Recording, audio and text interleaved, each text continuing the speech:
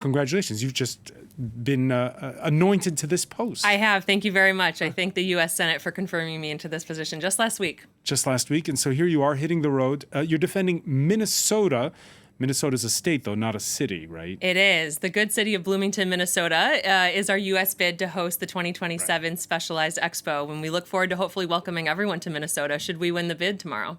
And this Specialized EXPO is around a single theme. Yours is, quote, I'm reading here, healthy people, healthy planet, wellness and well-being for all. That's right. You know, we haven't had an expo in the United States in over 40 years by the time this expo will take place. And so to quote President Biden, it's time to bring an expo back to the United States. And as we put the bid together for the United States and Minnesota became the state of choice, we thought very hard about what theme made sense, especially coming after the global COVID pandemic.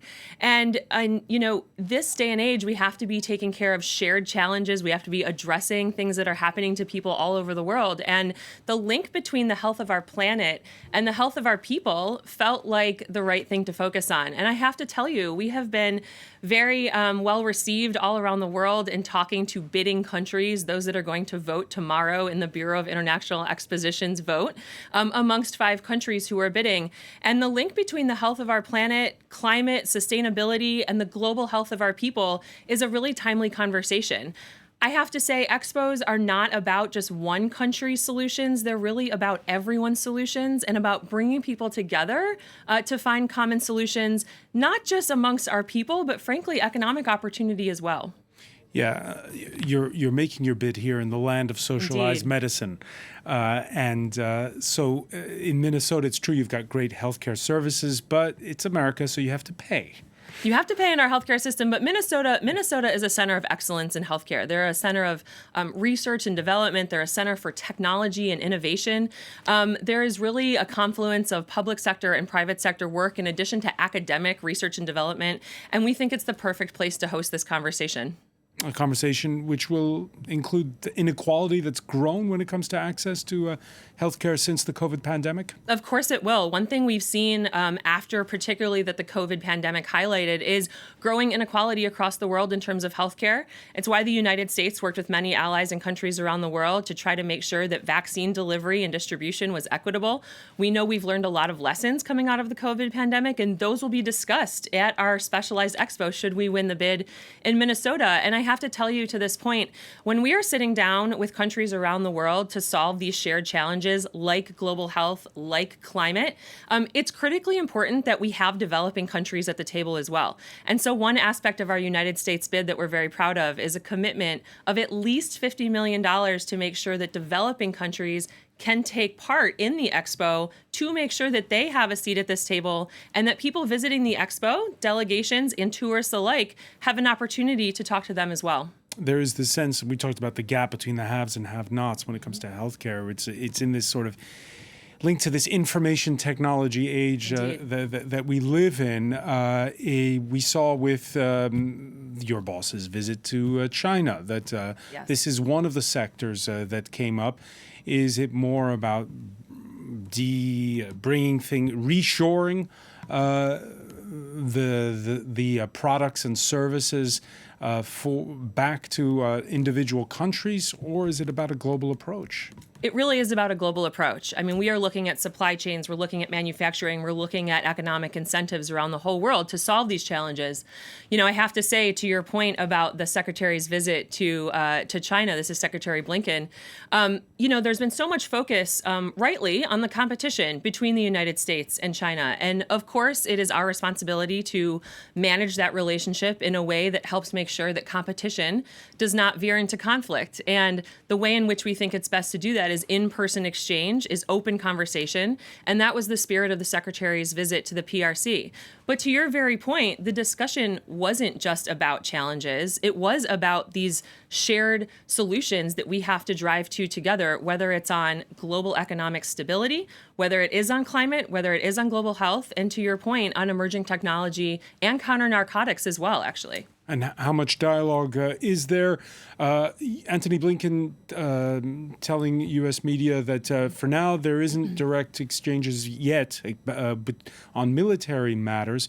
But you get the sense with that visit last month by the CIA director that there's a lot of back-channel talk going on. Why is there this thaw? You know, we have dialogue going on between the U.S. and China and our diplomats and our officials all the time at many different levels. And I think the Secretary's visit over the last 2 days was a really important step in taking this relationship forward and normalizing discussion. And we will see other U.S. officials traveling to China in the coming weeks to continue this very discussion. Is that something that's now going to go quiet because we're heading into campaign mode in the United States? You know, the work of us diplomats is not meant to be political, and the work of diplomacy and of forging relations across the world in the name of solving shared challenges and preventing conflict goes on no matter what the election cycle is, goes on no matter what's happening domestically in people's politics. And we're very proud to continue that work and keep the eye on the ball in terms of constructive diplomatic relationships. Elizabeth Allen, you talked about trying to think in terms of the planet. Mm-hmm. Right now, with the war in Ukraine, it's one of those dividing lines. The situation in China is one of those dividing lines. And what we're seeing increasingly now, even going green has become a dividing line between the U.S., China, and Europe, might I add, with the sort of a subsidy race we see going on. In the U.S., it's with the Inflation Reduction Act. Here in Europe, they're answering that with big subsidies as well. Is that the right path?